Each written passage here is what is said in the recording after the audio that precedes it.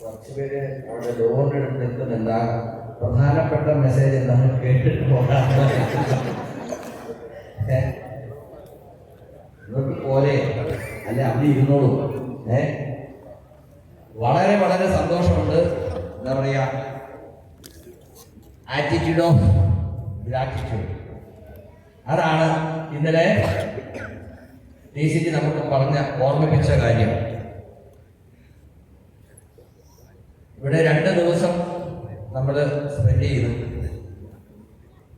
യാത്ര തുടങ്ങിയ സമയം മുതൽ ഇപ്പോൾ വരെയുള്ള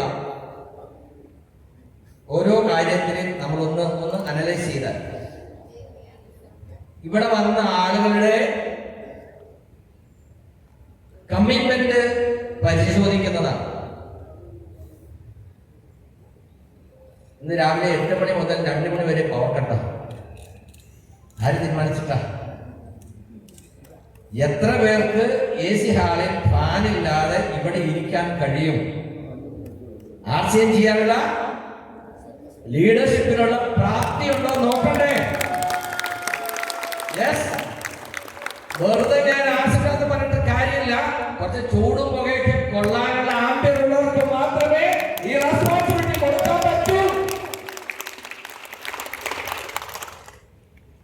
നമ്മൾ പറയാറുണ്ട്, ആഹാരം കഴിച്ചാൽ 3 മണിക്കൂർ വിശക്കാതിരിക്കാം, 3 മണിക്കൂർ കഴിയുമ്പോൾ വീണ്ടും വിശക്കും. പക്ഷേ RCM മനസ്സിലാക്കിയാൽ തലമുറകൾ വിശക്കാതിരിക്കും. ഓരോ നേരത്തെ ആഹാരത്തിന് വേണ്ടി മാത്രം ചിന്തിക്കുന്ന ആളുകൾക്ക് എന്തിന് വീട്ടിലുള്ളവരുടെ കാര്യമല്ല, നാട്ടുകാരുടെ കാര്യമോ കുടുംബാംഗങ്ങളുടെ കാര്യമോ സങ്കല്പിക്കാൻ പോലും കഴിയില്ല. അങ്ങനെയുള്ളവരെ കൊണ്ട് നമ്മൾ കോട്ട കെട്ടിയാൽ ആ കോട്ടയ്ക്ക് ബലമുണ്ടാവില്ല. അത് നമ്മൾ തിരിച്ചറിയണം. ആരെയാണ് നമ്മൾ കൂടെ കൂട്ടേണ്ടത്? എലിസാൻ പറഞ്ഞില്ലേ, ഈ ഹാളിൽ ഇരിക്കുന്നുണ്ടെങ്കിൽ ഒരു നല്ല കൈയ്യടി നിങ്ങൾക്ക് വേണ്ടിയാകാം. ഇവിടെ വരാൻ ഭാഗ്യം കിട്ടിയത് എന്തുകൊണ്ടാണ്? ആരോ ഒരു മഹാൻ അദ്ദേഹം നിങ്ങളുടെ ആശുവിനെ കുറിച്ച് പറഞ്ഞു, നിങ്ങൾ ആശുവിനെ കുറിച്ച് അറിഞ്ഞു. ഗിരീഷ് പറഞ്ഞു, എന്നോട് പറഞ്ഞ് എന്റെ പെങ്ങൾ ആശുവിൽ എന്റെ കൂടെ ഇല്ല, പക്ഷേ അവരൊരു നിമിത്തമായി. ഒരു ശുഭകാര്യം തുടങ്ങുന്ന സമയത്ത് നിലവിളക്ക് കത്തിക്കാൻ നമ്മൾ തീപ്പെട്ടി അന്വേഷിക്കും. എല്ലാവരും അന്വേഷിക്കും, എവിടെ തീപ്പെട്ടി കത്തിച്ചു കഴിഞ്ഞ് ആ കമ്പ് അവിടെ ഇട്ടാൽ ചോദിക്കും, ആരടാ ഈ കമ്പ് ഇവിടെ ഇട്ടത്, എടുത്തു കളയുക. ശരിയല്ലേ? നമുക്കൊക്കെ ആശുവിൽ വരാൻ കാരണക്കാരെങ്കിലും ഉണ്ടാകും. പക്ഷേ ഞാൻ എന്ത് ചെയ്യണമെന്ന് ഞാൻ തീരുമാനിക്കണം, അവർ തീരുമാനിക്കണം. ഇവിടെ വന്നിട്ട് ഇത് കണ്ടിട്ട് ഇത് മനസ്സിലാക്കാതെ ഉൾക്കൊള്ളാതെ പോയാൽ പിന്നെ മനുഷ്യരാണെന്ന് പറഞ്ഞിട്ട് എന്താ കാര്യം? Transforming life values. ഇവിടെ ഒരു ആവറേജ് മലയാളിക്ക് രാജസ്ഥാൻ എന്ന് പറയുമ്പോൾ ഓർമ്മ വരുന്നത് പണ്ട് സ്കൂളിൽ പഠിപ്പിച്ച ആ മരുഭൂമിയുടെ ചിത്രമാണ്. RCM വേൾഡിലേക്ക് നിങ്ങൾ കാലുകുത്തുമ്പോൾ ഓർമ്മ വരുന്നത് വൃന്ദാവൻ ഗാർഡനാണ്, മൈസൂരിലെ. അതുപോലെ ഇതിനെ മാറ്റിയിട്ടുണ്ടെങ്കിൽ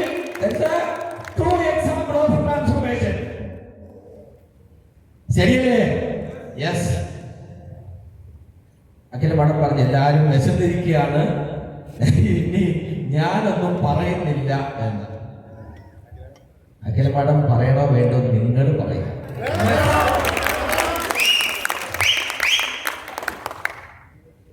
thank you Murthy sir and thank you my RCM family. അല്ലെ, നിങ്ങൾ ഇങ്ങനെ ഇത്രയും ആവേശത്തോടെ വേണം എന്ന് പറയുന്നത് ഞാൻ പ്രതീക്ഷിച്ചില്ല. കാരണം എല്ലാവരുടെയും എനിക്കതായിരുന്നു എൻ്റെ ഒരു പ്രയോറിറ്റി എന്ന് പറയുന്നത്. മൂർത്തി സാറിനോട് ഞാനും പറഞ്ഞു, ഇത്രയും സമയം ഒന്ന് നീട്ടിക്കൊണ്ടു പോകണ്ടായിരുന്നു, വിശന്നിരിക്കുകയാണ് നമ്മുടെ പിള്ളേരെന്നൊക്കെ പറഞ്ഞതാണ്. സാറ് കേട്ടില്ല. സാറ് പറഞ്ഞത് ശരിക്കും പറഞ്ഞാല് സാറ് പറഞ്ഞ പോലെ RCM എന്ന് പറഞ്ഞാല് നമ്മുടെ നെക്സ്റ്റ് ജനറേഷൻ അല്ലെ, ശരിക്കും സത്യമാണത്. ഇപ്പൊ ഇരിക്കുന്ന ഞാനാണെങ്കിലും ഇന്ന് വീട്ടമ്മമാരൊക്കെ ഇവിടെ ഉണ്ട്. നമുക്കൊന്ന് നാളെ നമ്മൾ എന്താണ് ബ്രേക്ക്ഫാസ്റ്റ്, നാളെ എന്താ ലഞ്ച്, നാളെ എന്താ ഡിന്നർ, ഇതൊന്നും പ്ലാൻ ചെയ്യാത്ത ആളുകളാണ്. പക്ഷെ ഈ കമ്പനി നിങ്ങൾ നോക്കണം, ഇവിടെ നടന്നു കാണണം.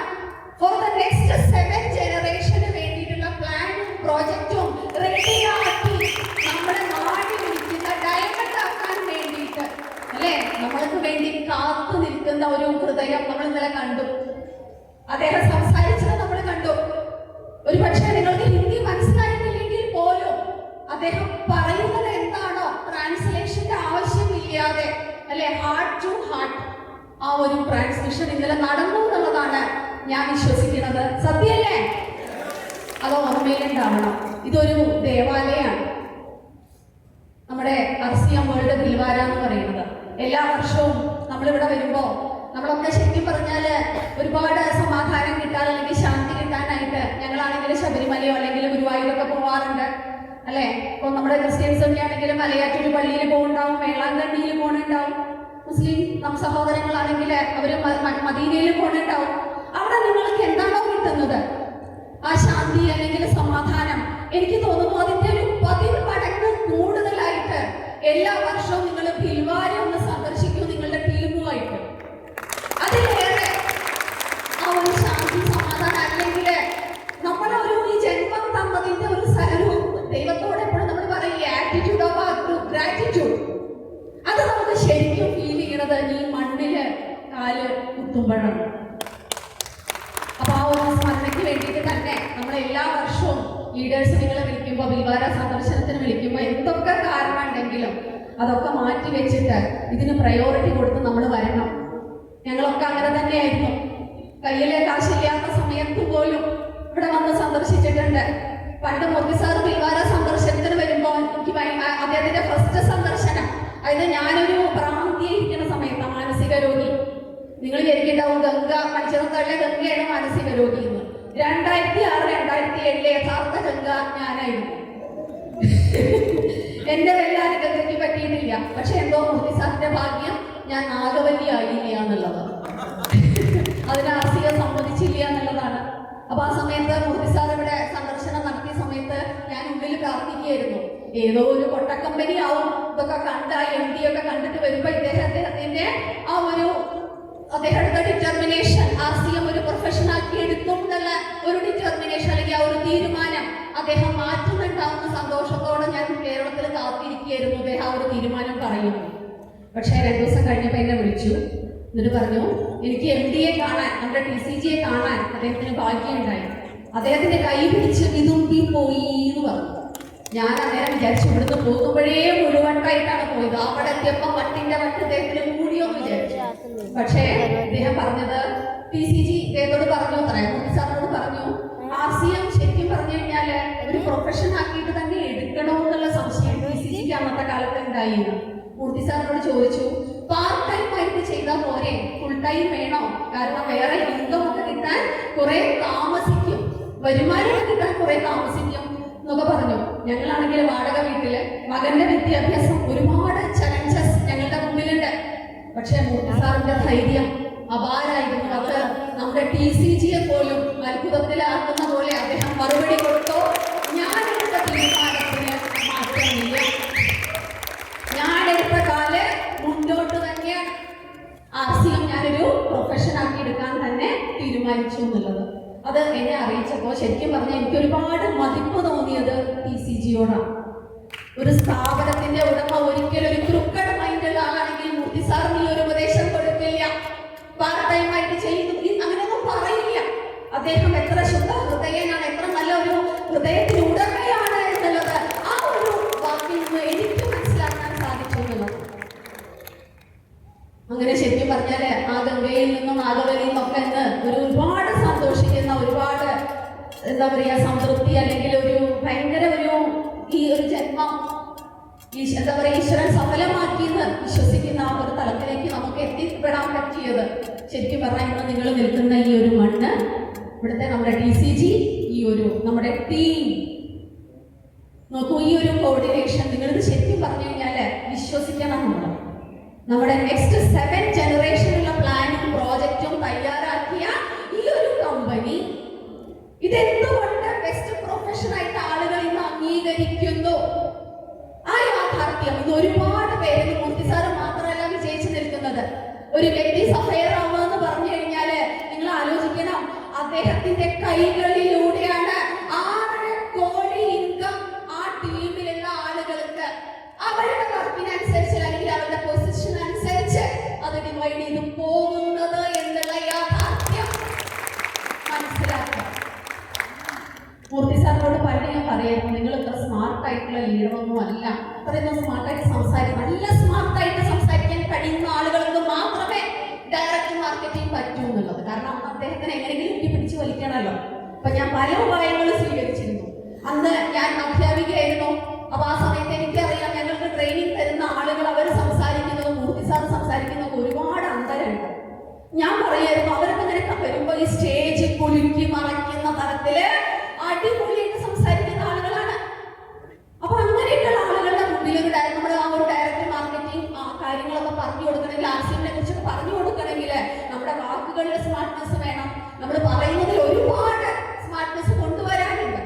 അപ്പൊ ഞാൻ ഈ ഒരു കാര്യം പറഞ്ഞ് എനിക്കൊരു ഭയങ്കര സംശയം ഉള്ളിലുണ്ടായിരുന്നു.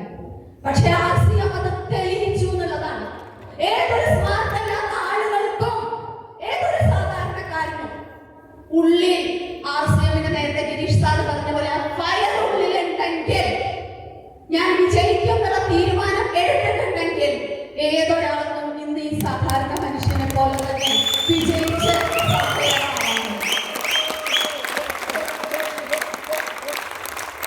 ഞങ്ങളുടെ ജീവിതം തന്നെ അതൊരു വലിയ മെസ്സേജാണ്. ഇന്ന് ആർസിഎമ്മിൽ നിങ്ങൾ വിജയിച്ച് കാണുന്ന ഈ മുമ്പിലിരിക്കുന്ന ആളുകളെയൊന്നും സത്യം പറഞ്ഞ ഒരു ഇംപ്രഷൻ വിളിക്കേണ്ടായിരുന്നില്ല. ഇന്ന് നിങ്ങൾ ഈ കാണുന്ന ആളുകളൊന്നും ഇതുപോലെ ആയിരുന്നില്ല. അവരെയൊക്കെ ആർസിഎം ട്രാൻസ്ഫോം ചെയ്ത് മാറ്റിയെടുത്തതാണ്. പണ്ട് ഞാൻ ഒരു മൈക്ക് പിടിച്ചിട്ട് ഒരു കുടാർസിയം ജെയ്ആർസിയം പറയുമ്പോൾ എനിക്ക് പേടിയായിരുന്നു. മൂർത്തി സാറിനോട് ഞാൻ ചോദിക്കും, കുടാർസിയം ആദ്യം പറയുമ്പോൾ ജെയ്ആർസിയം ആദ്യം പറയുന്നു. അത്രയും ഒരു പേടി അല്ലെങ്കിൽ ഒരു പ്രാളമൊക്കെ ആയിരുന്നു. അത് നമുക്ക് എന്താ പറയാ, നമ്മളെ ഇങ്ങനെ മാറ്റി ട്രാൻസ്ഫോം ചെയ്ത് ഒരു പ്യൂർ സോളാക്കി മാറ്റുന്ന വലിയൊരു പ്രസ്ഥാനമാണ്. ആ ഒരു പ്രക്രിയയിൽ നിൽക്കാനായിട്ട് ഈ ഒരു ലോകം മുഴുവനും നമ്മുടെ കൂടെ ഉണ്ടാവട്ടെ. നന്മയുള്ള ആളുകളുടെ ആ ഒരു നെറ്റ്വർക്ക് നമുക്ക് എല്ലാവർക്കും ക്രിയേറ്റ് ചെയ്ത് അല്ലെ, എന്നിട്ട് വേണം നമുക്ക് TCGയോട് പറയാൻ, നമ്മുടെ കേരളം 100% സാക്ഷര കേരളം ഇന്ന് TCGയോട് കൂടെയുണ്ട് എന്നുള്ള തീരുമാനം നമുക്ക് സാധിക്കും. 100% നമ്മുടെ കേരളത്തിലുള്ള ആളുകളെ ആർസിഎം ഉൽപ്പന്നങ്ങൾ ഉപയോഗിക്കുന്ന ഉപഭോക്താക്കളാക്കി മാറ്റാനായിട്ട് ഉള്ള ഒരു നല്ല തീരുമാനം എടുത്തിട്ട് പ്രാർത്ഥനയോടുകൂടി വേണം ഈ ഒരു ദേവാലയത്തിൽ നിന്നും ഇന്ന് നമ്മൾ വിട പറയാനായിട്ട്. അപ്പൊ എല്ലാവർക്കും എല്ലാവിധ ആശംസകളും.